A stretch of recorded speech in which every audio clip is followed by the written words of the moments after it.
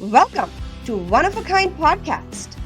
Slay that stage, your backstage pass to the minds of world champions of public speaking.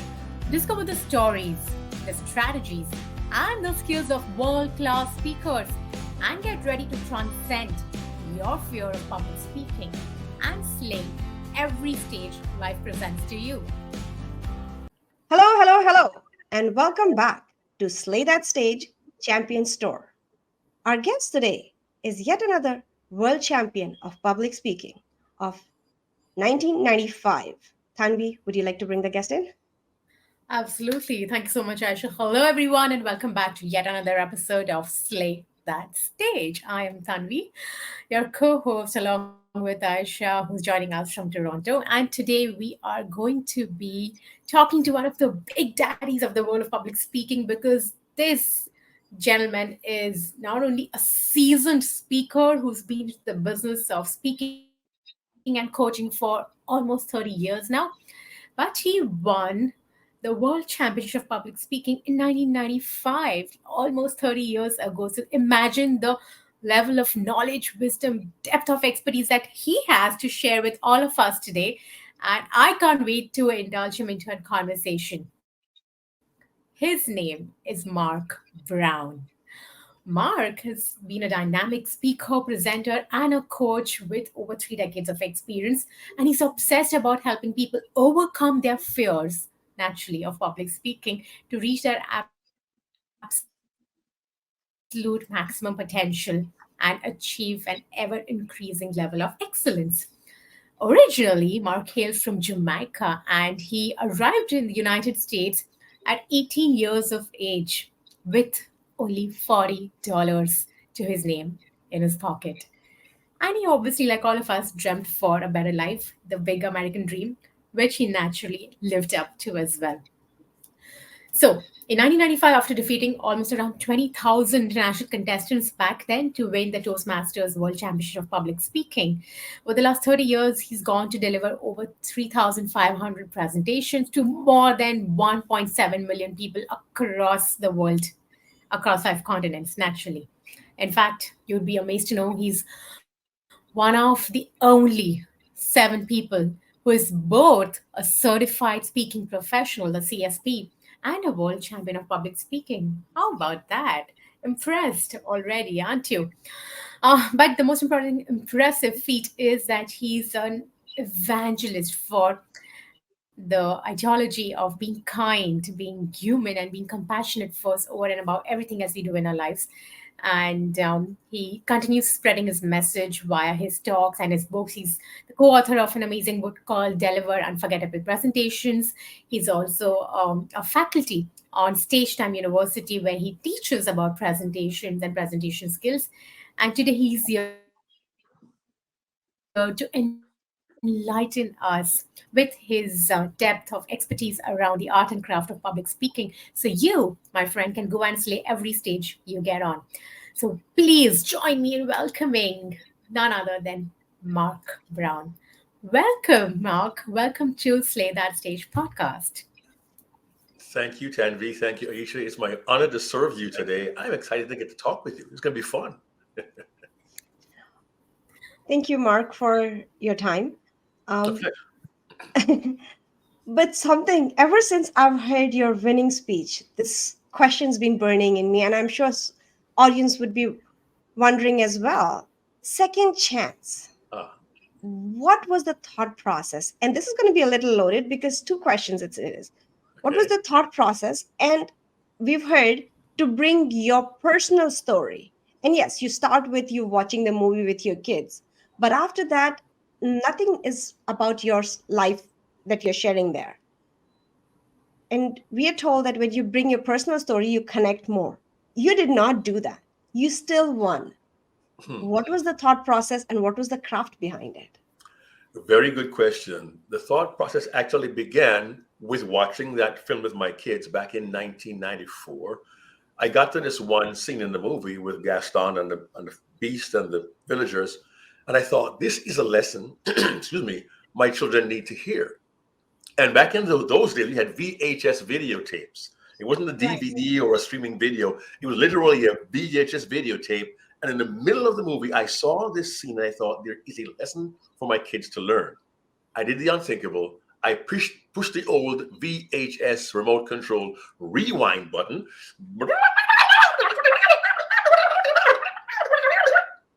I literally rewound the videotape and said, kids, watch this. It's a lesson that we need to learn. And having taught my kids that lesson, I thought it would be a good idea to share that message with Toastmasters as well. And that was the thought process behind taking a Disney movie, finding that one message, and crafting a speech around it. In terms of the personal side of it, the personal pieces were small. My family, my wife, my kids, and I watching a movie, having fun, and learning a lesson. And the lesson was magnified in my mind when I thought about Pat Harper, the journalist, again, one more true story in New York City, and the homeless. The personal side was one line. I said, I have done it too, I admit.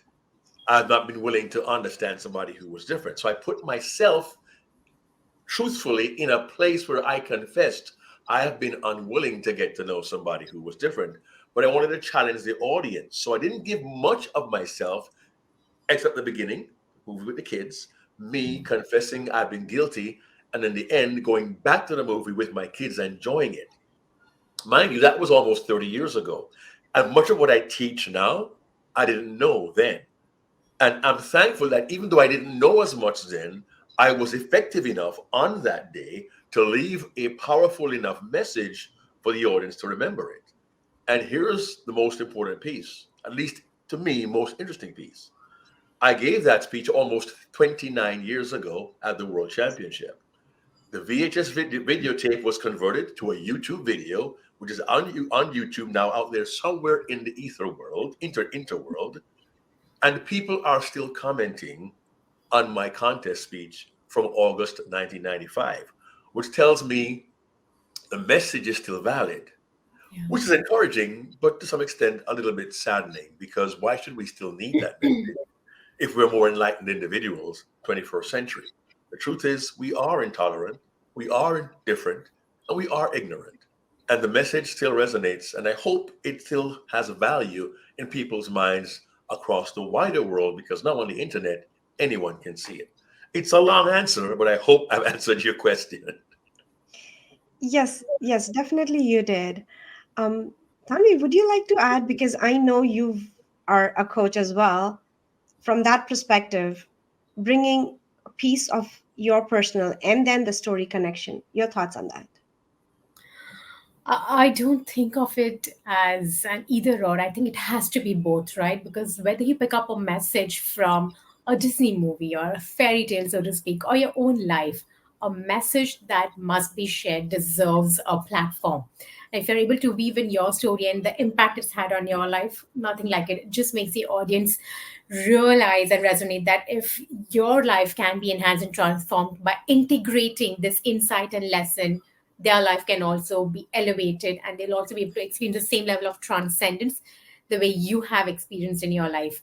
So I don't think it's mandatory for a speaker to either have a story from his or her personal life or have a message. In fact, both can go hand in hand, or either or also. It all depends on the stagecraft with which you deliver that message in a way to the audience that they truly can imagine themselves in your shoes.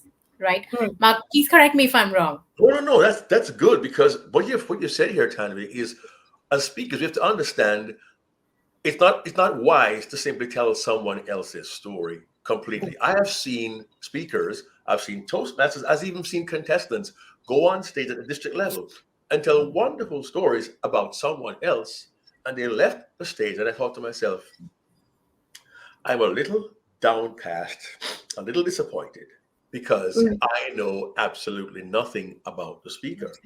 Yeah. I didn't know at the time when I gave my speech in 95, but I realized the audience got to know my wife, Andrea, Yes. our three children, and I. They knew I'm married. I've got three kids. We like Disney movies. I was Yeah. revealing a part of my life to the audience, but it wasn't deliberate at the time. Sometimes even small details about ourselves to the audience can accomplish one significant task: creating a level of connection. If we can find something in common with the audience, we can connect on a family level, experience or work or hobbies. Something about us makes us like them. And if we can bridge that gap and connect to the audience, it gives us a greater opportunity to leave the message because now they're open to hear it when they say, oh, Tanvi and I have something in common. Ah, Aisha and I share this characteristic. And the trick is when you reveal parts of our lives to find attributes, characteristics, and experiences that'll appeal to a broad audience of viewers, listeners.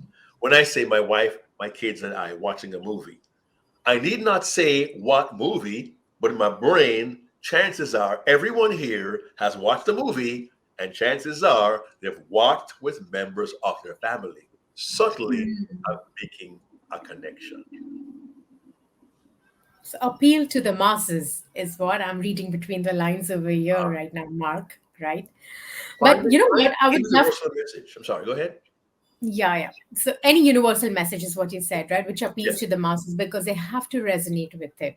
yes. Beautiful. I agree. And I think that's a mistake a lot of, especially newbie speakers would end up making, right? They would want to be so specific, so unique that they just miss the bullet, right? You just don't hit the mark with that very niche message because the majority of the audience would have never experienced those moments or situations in their life to connect with it. Well, often we are told to find a message that's important to you. What topic really resonates with you? And that's true. But we must also ask ourselves, yes, I like this, but will my audience like this? One of my mentors, Miss Fripp, says it's important to understand that your topic must be of interest to your audience. Your Right. subject must be of interest to your audience. It could be, I could love the idea of building marble racing tracks, and I could talk about it for days. But will the topic of building marble racing tracks be of interest to my audience? Which is why you'll often hear coaches tell Toastmasters contestants, find a topic of universal appeal so the audience can be with you. And if you were to track, just say Toastmasters, because I usually mention you're a Toastmaster. If we track Toastmasters and we have Toastmaster World Champions, track the winning speeches. You'll find every champion has delivered something in their subject matter and their content that has universal appeal, particularly since Toastmasters truly is international. We're crossing cultures, faiths, beliefs, religions, different ways of living our lives. But if we can appeal to people all over the world, that tells us our message will resonate with a broader audience. And that is a goal I would encourage every speaker to have in their presentations. Will my presentation have a long shelf life? And will it appeal to individuals of different ethnic groups, from different countries, different backgrounds, different age groups, with a different set of how they see, different visions of how they see the world? That's tricky, but it can be done. Just ask your world champions. And that's what we are here to do. That's right. Now I really want to know this, Mark. What inspired you to compete at the championship? What is your life? What is your career like in your 1.0 version? And of course, championship happened, life transformed, and there's a 2.0 version of career and life both. Quickly, if you can tell us something about the pre-championship and the post-championship life of Mark Brown. Well, let me try to give you what used to call it the Reader's Digest condensed version, because Reader's Digest published condensed books. I used to Right. work at Reader's Digest back in the early 1990s as a mainframe computer programmer. Mainframes are hardly used anymore. That's old school technology. It's 30 years ago. But I went to work at Reader's Digest in December of 1992. And my first day at work, a friend of mine who I had known before said, Mark, we have a Toastmasters club here. You should join. I knew what Toastmasters was because I'm Jamaican by birth. And my uncle, my late uncle, Justice Courtney Orr, was the first Toastmaster in Jamaica. He brought the program there in 1984. Long story short, if he can do it, so can I. I began to go to meetings as a guest because the speakers there were so good, I was intimidated. I was a guest for 4 months at my club before I finally joined. And the sad truth is, the company would sponsor you as an employee to be a member of Toastmasters because the company believed in the value of the program. It would have cost me nothing. It took me Right. 4 months to join in the spring of 1993. And my entering the contest was not an ambition of mine. I entered my first club contest in 1994 completely by accident as a Mhm. late substitute for someone who had to attend a meeting on contest day. And I was asked on 2.5 hours' notice to take his place. And I said, sure, why not? At the time, I had no idea what the contest even meant. I had seen photographs of the 1992 and 93 world champions on the cover of Toastmaster magazine and said, wow, world champions. I could never do that. And even when I went into my first contest at the club, I was so naive, I did not relate my club contest to the world championship. In my mind, there was no relationship. And I won the club contest, not knowing what I was doing. I thought it was fun. And I was told, no, you must continue on. Continue on to what? Well, to area. Area? What's that? It is bigger. But when is the meeting? Tonight. I went to area, came second. I said, good, I'm done. They said, no, you get to continue. I said, why? A little known rule says in an area with four or fewer clubs, in a division with four or fewer areas, the district has the option to allow first and second place winners to advance. Oh. Our area, you didn't know that, did you? It's in the rule book. Look at the rule book, you'll see it. You were allowed to advance. I went from area, I went to division, went to district, and I thought I was done. It's a pretty sad story, but I was told, no, you're a district champion. You have to now go and go to, to region in Canada. Okay. With a new speech. Okay. And I went with a new speech and I won in Canada. I said, well, you're going to the world championship. Oh, okay. And I went to the world championship in 94. Didn't know what I was doing. With a third speech, did not place and said, oh, that was fun. It was fun. I had a good time. But then I met someone named David Brooks, the 1990 world champion, who told me, Mark, you have potential. If I can help you, let me know. Here's my card. And I Mhm. did ask for help. In 95, he became my coach. Long distance by phone and fax. Okay.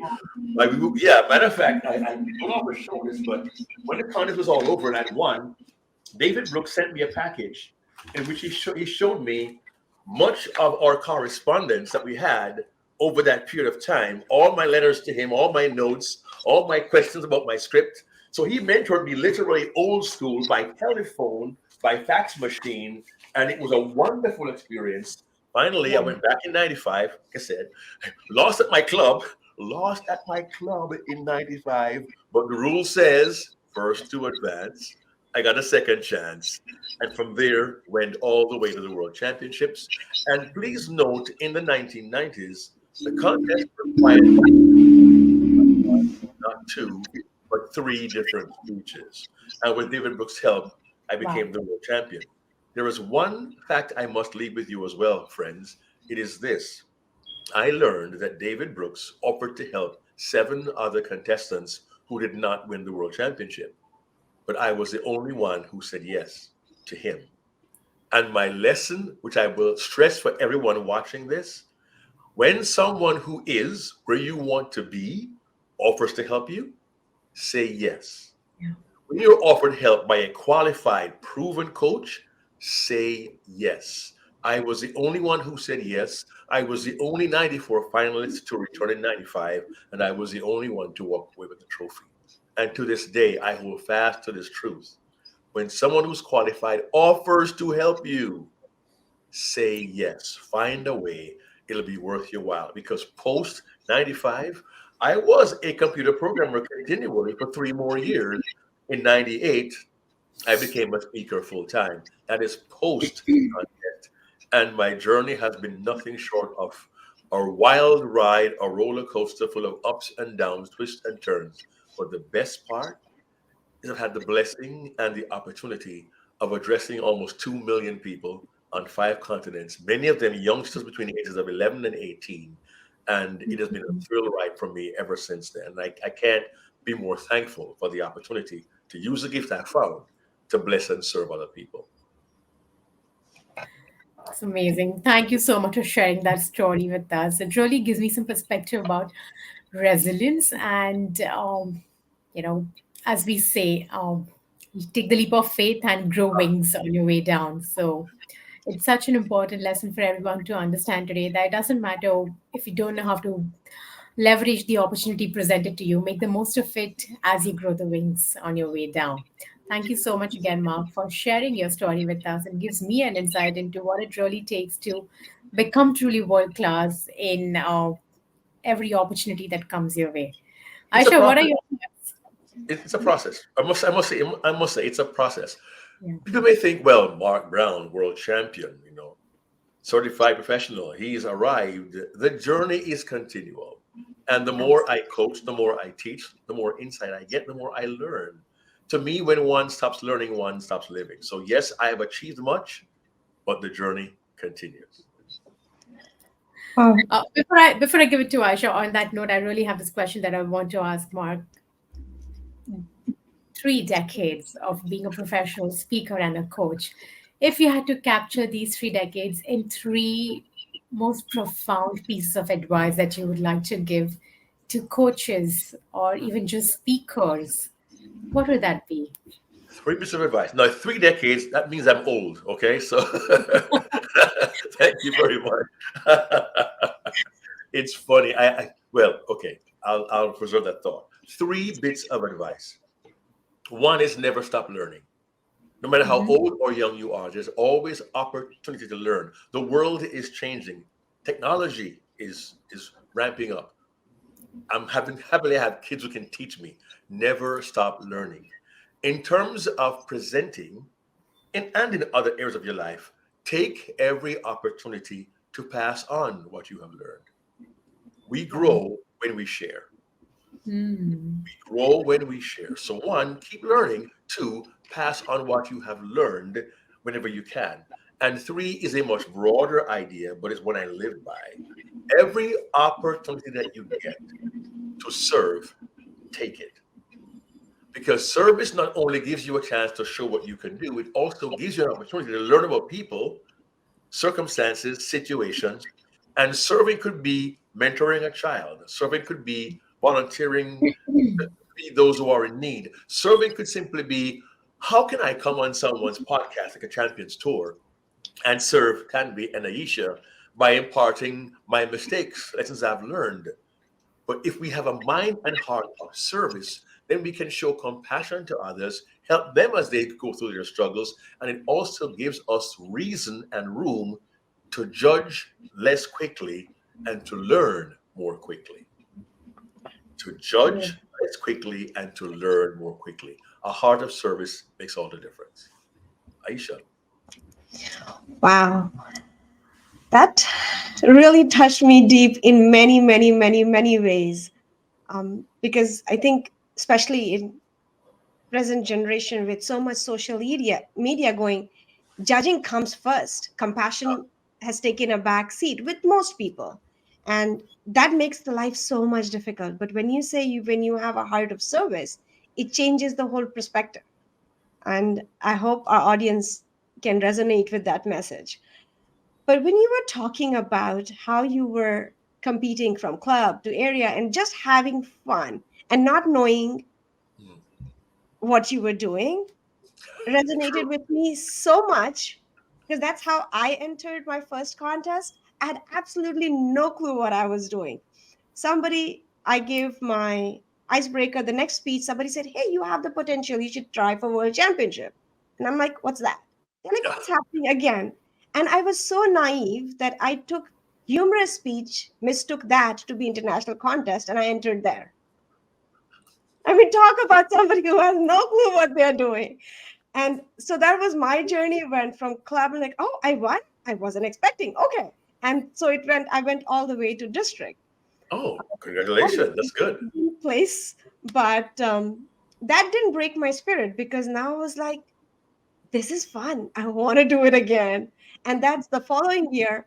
Then I had contacted Verity, who coached me for my international contest speech. And I felt as a speaker, I've grown from here to here. Like I could Mm. see the growth. I went all the way to district and didn't place again, but I could feel my growth as a Ah, speaker. And then I also became a coach with Craig Valentine and good. was able to go back to my own speech and say, okay, this is what can be differently. This is what can be differently.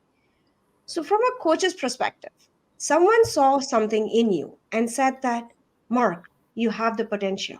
And you said yes to that.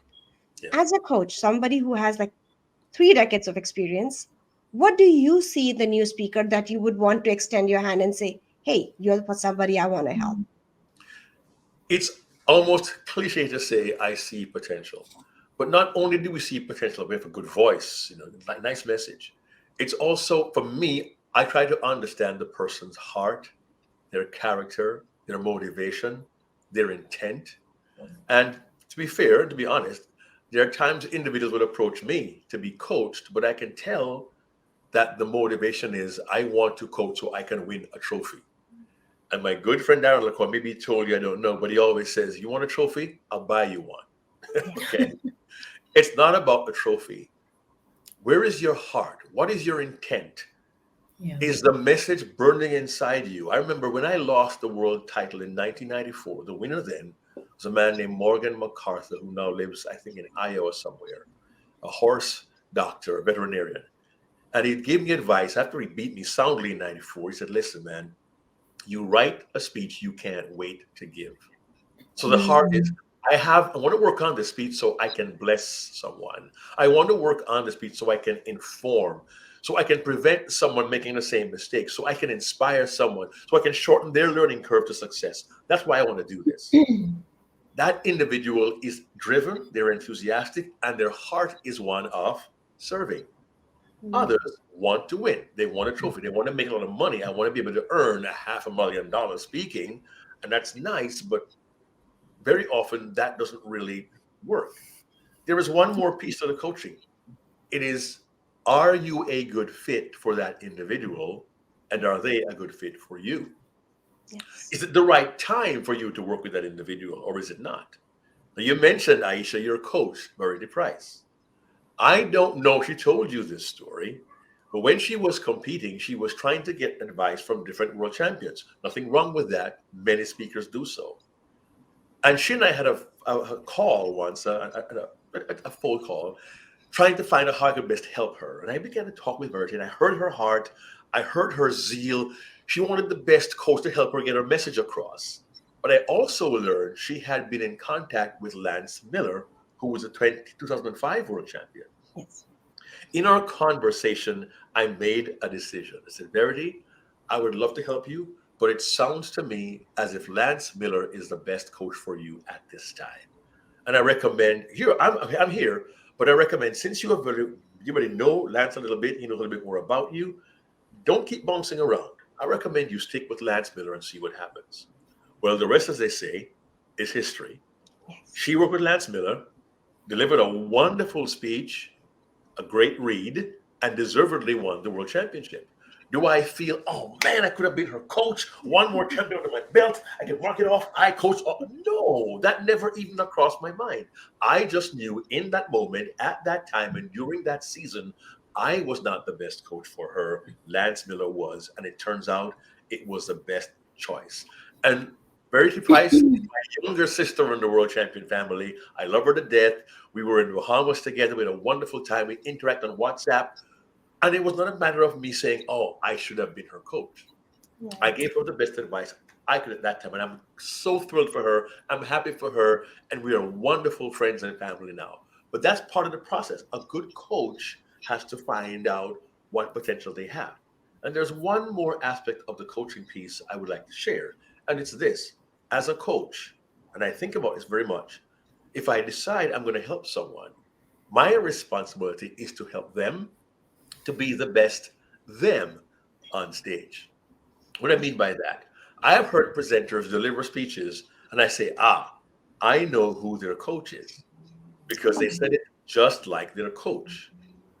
I don't want anyone to know I'm their coach. I want you to see Aisha at her best. I want you to see Tanvi as Tanvi. Don't see a little bit of Mark Brown in there, a little Darren LaCroix. No. So one of my goals, and it's tricky to do it well, is to Right. find best version of them to deliver the audience.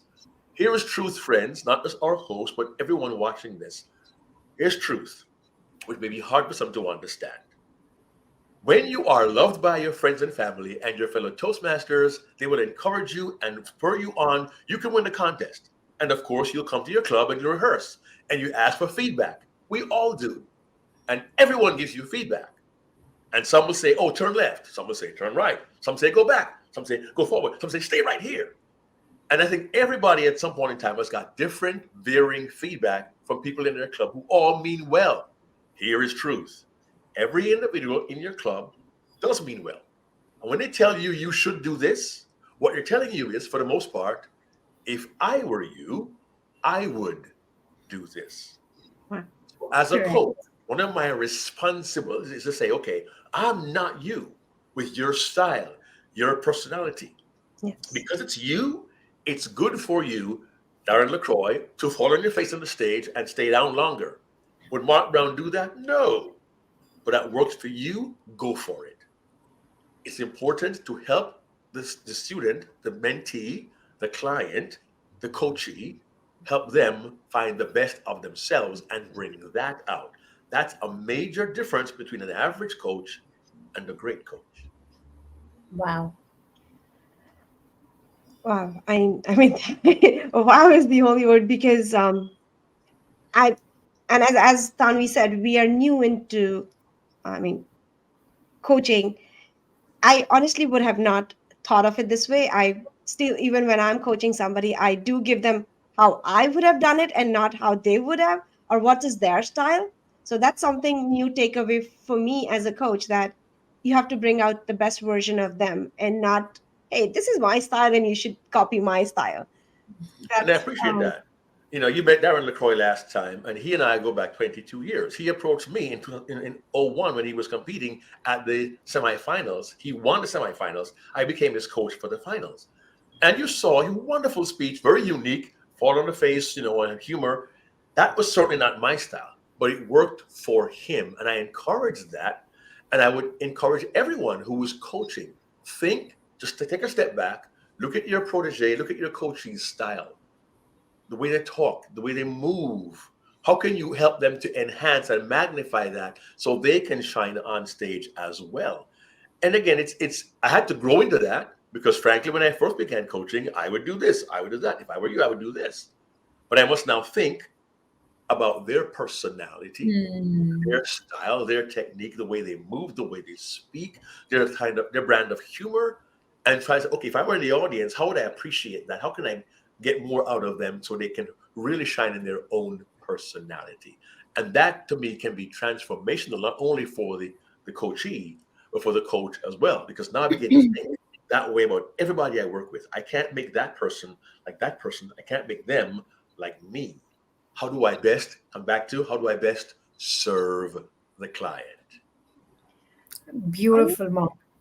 something I, when you were talking about that, how, if you want a trophy, go buy one. Uh, I'd like to say it out loud. Last year, I didn't place. And I think one of the biggest reason was because I was aiming for the trophy. Hmm. It was like, I need that shiny trophy and it looks so nice on my desk here. But then I went and I did coaching with Craig Valentine, and he said something that touched me in a way that changed my style of presenting and my speeches was aim to touch lives. And I'm sure Tanvi can uh, agree to that, that Craig, that message has changed the way I present. And this year, I mean, I'm competing again. But honestly, trophy, no trophy, it's about my message that I want to help and serve, as you put it, is that's what is the objective. And I think now that when I'm delivering that speech, I can see the audience reacting completely Hmm. different. Before it was rehearsed, practiced, and picture perfect. This speech is not perfect, but I think people resonate more. And because I'm not focusing on the trophy or the medal, it's about how I can serve. And that's has definitely changed my speaking style. I mean, what do you want to add to that?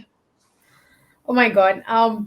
so much gold over your mark. And I could continue talking to you for hours based on what you just shared about letting people emerge into their highest version of who they are as individuals and hence speakers, right? Because all of us have a story, have a message, have a phoenix moment in our life that we've burnt into and emerged beautifully out of with shiny new wings. That's a story we should be telling, correct? Because that is going to ensure, like you said, shorten somebody's curve of success, help them get healthier, help them be happier, or do anything better than the long, arduous road you took to experience that in your life, Well, right? ma'am, yes, I agree with that. And I wish to offer one more thought, particularly for those, I'll offer this thought for those who are competing in Toastmasters contests. We're in contest season now. It's getting hot and heavy. We got area contests in Mm. some places. And in some parts of the world, the club contest took place back in November. And then now into Mm. for area and division. And so many of us work really hard to get it tight. Under 7 minutes, we've got every word in place and we write a script for a purpose. I confess, I was not a script writer. In Mm. 1994, at my club, my area, my division, my district, and in some ways, my semifinal was not scripted. I had the idea. At my club contest, I had 3 bullet points on a card. I talked about that. But I found the value of choosing your words deliberately and carefully for impact. For example, in the final in 95, I talked about Pat Harper, the journalist in New York City, and I said, she dressed as they dressed, walked as they walked, lived as they lived. That was not spontaneous. I had to write that out. Some looked right at her and yet right past her. Others looked right through her as they thought, huh, homeless, useless, worthless. Those words were crafted to deliver a message in a certain way. However, here's the caution. So many of us write the perfect script. Yes. We rehearse the perfect script. We learn the perfect script and we memorize the perfect script. And we deliver a perfect script, but we look as if we're delivering a perfect script. Aaron LaCroix and I teach at Stage Time University the concept of not memorizing, but internalizing. Yes. Whereas it's in you. It's not what's my next line? What's my next line if I forget something? No, I know this so well. I could shake you awake at 2:17 a.m. and say, deliver your speech, and you would do that. Yeah. Now, why would I be in your bedroom at 2:17 a.m.? It's a different story. We won't go there. My point being, you know it so well. It's not a memory. It's I cannot wait to deliver this message. I worked hard on it. And then what happens? You deliver with personality. You deliver with emotion. You deliver almost naturally. It flows out of you. But many of us fall short of that step. We memorize it. We Mm. memorize every hand movement. We shook hands. And I said, it's a wide world out there. And I want a piece of it. And you can almost see the rehearsed moments. Whereas if you internalize, it's my pleasure. It's, as Morgan MacArthur said, I can't wait to give this audience the speech I worked on. There's one more dimension. You'll also find, if you watch Toastmaster speeches closely, I'm giving away a secret. I can't believe I'm doing this. If you watch closely, almost every finalist gets to a place in their speech where the audience reacts and they don't expect it. And they almost want to get to the next line right away. It's called stepping on the laugh. Yeah. Because I Yeah. know in my mind I've got this much time to go. I'm going to sequence it in. But if we are enjoying the moment, we've internalized the speech, we've written a 6-minute speech, deliver it in 7. We always say, write a 6-minute speech, deliver it in 7. If I internalize the message, if a hiccup something happens, I'll flow with it. I know it. I will confess back then, 30 years ago, I was memorizing. But now, since I know what the words are for the most part, I could do it again, but differently because I feel differently about it. I'm more mature, I'm more experienced, and I've learned the idea of internalizing. And you'll almost see it. You'll see a speaker give the speech, they'll give a line, they don't expect a laugh, the audience laughs, and they keep going because in their mind, what's my next line, my next word, my next phrase? You watch closely, you will know this happens. Even the Toastmasters world champions happened to me.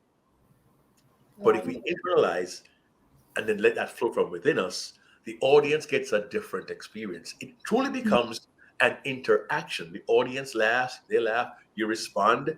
We're communicating. I'm not just lecturing. So true. Don't memorize a script, but become the message. Beautiful. Your body. Okay, let's move a little ahead from the championship, right? I really Sure. want to know how you've evolved as a speaker over the last 30 years. I can't believe it that you've been practicing this craft that you love so dearly for such a long time. It gives me so much joy to just even imagine the kind of experiences you've garnered in it. Okay, might be a challenging question for a lot of people to even believe it, but tell me, as a world champion of speaking, have you ever failed on stage? Right. How many times do you want to? You want the 18th time or 90th? Yes, of course, everyone does. Winning a world title is not an indication of perfection. I recall I had a paid engagement in Connecticut, USA, and I just was off. I was so bad. I can't believe I was embarrassed. I called Morgan MacArthur, the 1994 world champion. We became great friends. We still are great friends. He called me Brownie. I called him crying on his shoulder. Morgan, I was terrible. I bombed. It was awful. They hate me. They'll never have me come back again. Woe is me. Why, why, why, why, why, why, why? And he said, as a true horse doctor would, hey, buddy, get back on the horse. You fell off the horse, get back on the horse and ride again. Pretty Hmm. good. Listen, buddy, get back on the horse, ride again. You'll get better. And he was right. I had to redo my efforts. What did I do wrong? Reassess where I went wrong. Preparation, delivery, connection. All of I was green at this. It was what 96 a year in. I didn't connect well. I didn't do enough research on the client. I had done so many things poorly. I resolved to change all of them. Over time, you have to put the work in. And I was shocked. A year later, the client called back. Come back and do it again for our employees. Completely different experience. They gave me a second chance, but I could see my growth in the process. I grew up giving talks in junior and senior high schools here in the USA and Canada, and a few in the Middle East as well. I used to give maybe 150 talks a year to kids ages 11 through 18, mostly in the middle grades of 6, 7, and 8 here in the USA. That's age 11 to 13 or 14. And I would do 3 of those talks a day, 4 days a week, months at a time. And having that audience is very educational. Dealing with young people, it's very educational. But I learned a lot, and that kind of helped me to work with different audiences. On the Toastmaster side, I was doing district conferences, spring and fall, international. I began to do some corporate work as well. So the evolution involved a youth audience and an adult audience as well. And then coaching was interspersed in the middle of it. So over 30 years, it's been a growth of youth to adults. And with youth audiences, I gave a talk that was based upon my Toastmaster speech. It's about how kids talk to each other, building relationships, the power of words. It's an anti-bullying message. And the anchor of that speech, at 45-minute youth keynote, the anchor is Beauty and the Beast, right out of my contest speech. Why is that important? Because friends, contestants, whether you win or not, do not let the value and the power of your contest speech die on the contest floor. How else can you use your contest speech? Within your community, at your house of worship, your synagogue, your mosque, your church, within the youth organization, the YMCA, the YWCA. How can you give that presentation to some other audience and expand it? In 95, I had no idea that 6 minute, 48-second speech about Beauty and the Beast would have a long shelf life.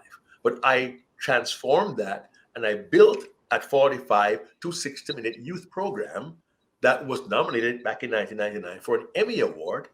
It's a program I still do to this day, and I'm scheduled to deliver it in the state of Ohio on March 12th, again, almost 30 years later. My point being, do not let your speech die on the shelf at a contest. And if I've ever had one complaint against Toastmasters, and please do not misunderstand me, I am a card carrying, dues paying member of Toastmasters. I attend my club meetings in Macon, Georgia every 2 weeks. I'm very active. I pay my dues. However, in our process over the years, and I'm legacy old school Toastmasters, not pathways, but you get an assignment and you do it, you give the speech, and then you get your next assignment. Yep. And you may have some coal in that speech, which, when pressed, will produce a diamond. But you don't know because you put it aside to your next project, to your next project, Mhm. to your next project. Wait, I invite all of you who are Toastmasters or even not. Stop right now after you watch this video. Stop and think about your last 5 or 10 speeches. Is there one you really, really liked? Is there one that could be a good contest speech? Is there one you could use to deliver a talk at a Toastmasters Leadership Institute, TLI? Is there one you could deliver in your community for the youth at a local school? Is there a speech you have put on the shelf that may have value in your community for a group of women or men or people of a certain demographic? Do not let your Toastmaster speeches go in a shelf somewhere. Pick it up and dust it off. You may have gold and not even know it.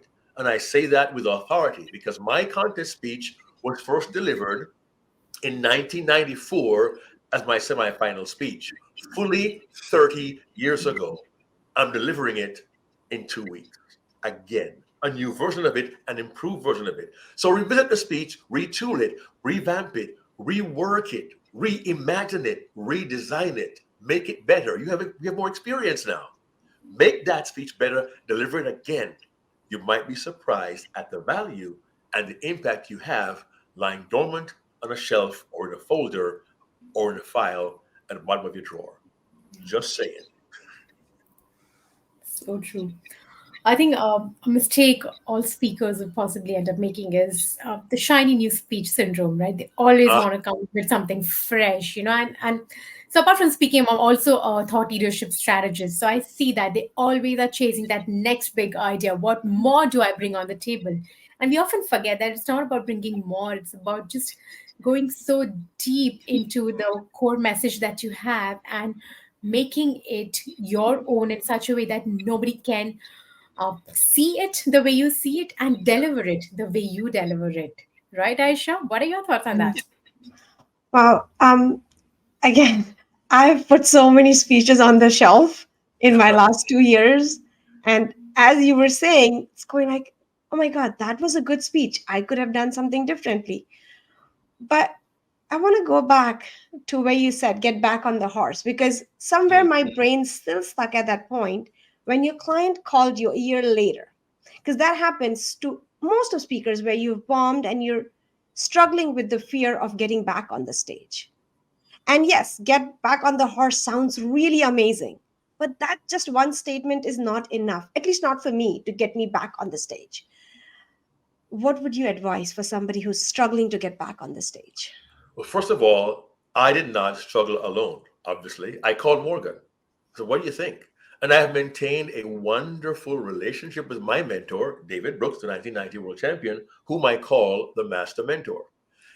Part of the process of getting back is getting help to get back up, Mhm. getting picked up by others who are there with you and for you. My blessing, I have, in my biased opinion, the most wonderful family in the world. My wife, Andrea, almost 42 years married, has always been like wind beneath my wings. And when you have that kind of support, take advantage of it. Because when you are down, you need someone to lift you up. And knowing you have 2 or 3 key individuals who will support you, who will process with you and offer their wisdom and advice, that's part of the help of getting up. I'm not a horseman. I do not, I think I've been on a horse twice in my life. Took my wife horseback riding for her birthday a few years back at a little trail out in the country here in Georgia. And they told us, we're going to put you on this horse, follow us and do what we say. And to get on the horse, I was told, put your foot in the stirrup. You're going to get your right leg over and then the other side.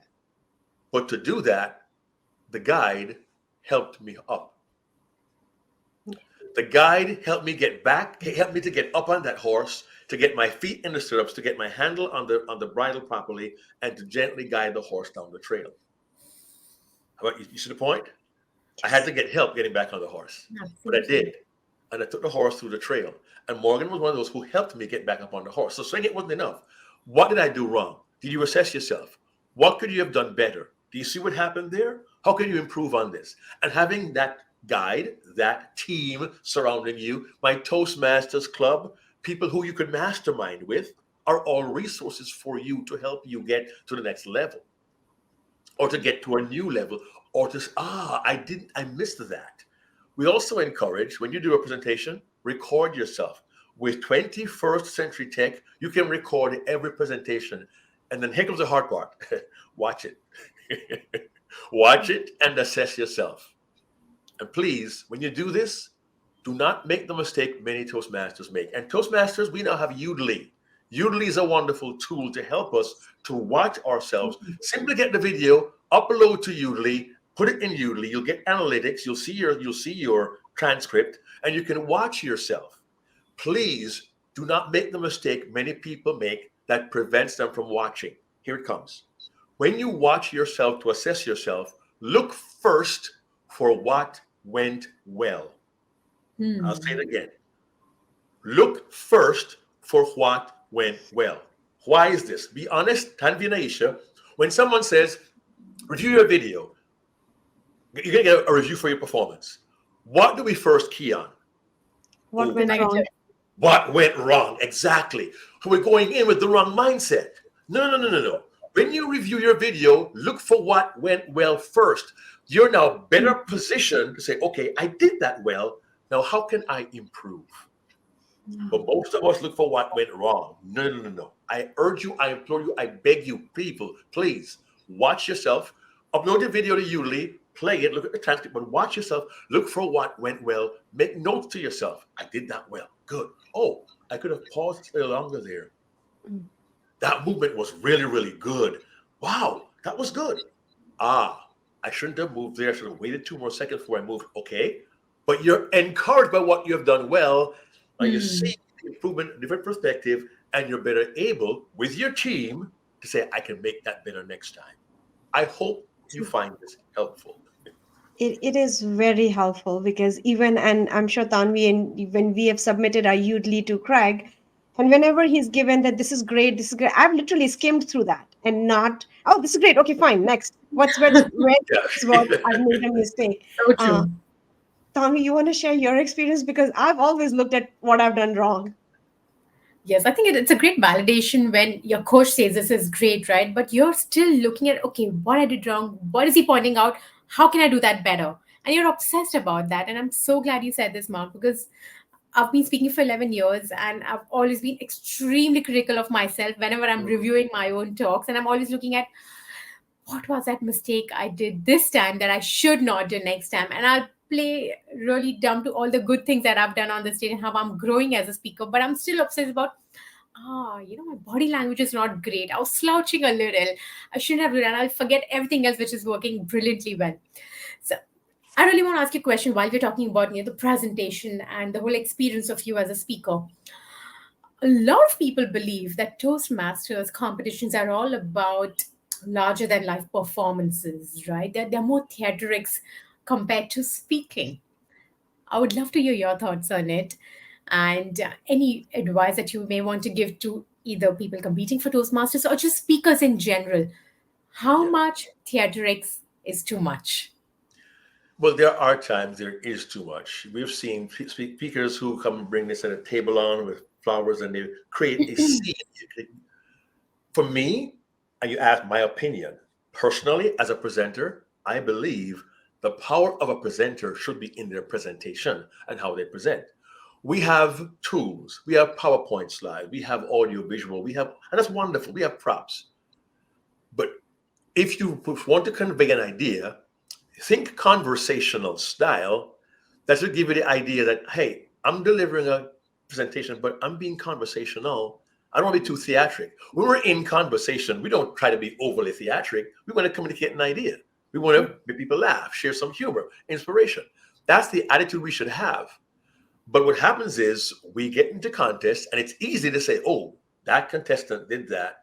Well, I'm told to be the best, I've got to be different. Harold LaCroix fell on his face. What do I do? Do I bring a ladder? Do I do this? I've got to be different. I got to stand out. And we have in this, our minds are telling us this story. You have to stand out, be different, get a great prop, do something unique. But if we are naturally, honestly conversational, if we are genuine, authentic, and realistic, if we are credible and vulnerable about ourselves to the audience, that generally gives the audience a feeling, I like them. They're being real. They're being genuine. Oh, I like the message. I can relate to that. That seems to work. And sadly, I will can tell you, in some parts of the world, there seems to be an emphasis on elocution, how well you pronounce words, the best words you can use to deliver representation. So I always ask contestants one question. If you were with your friends having coffee, would you really say it that way? Right. Well, no. So why do you do it here? Because I'm giving a speech. Well, here's Mark Brown's bottom line advice to Toastmasters and to professionals whom I coach. I say, stop giving speeches, start delivering experiences.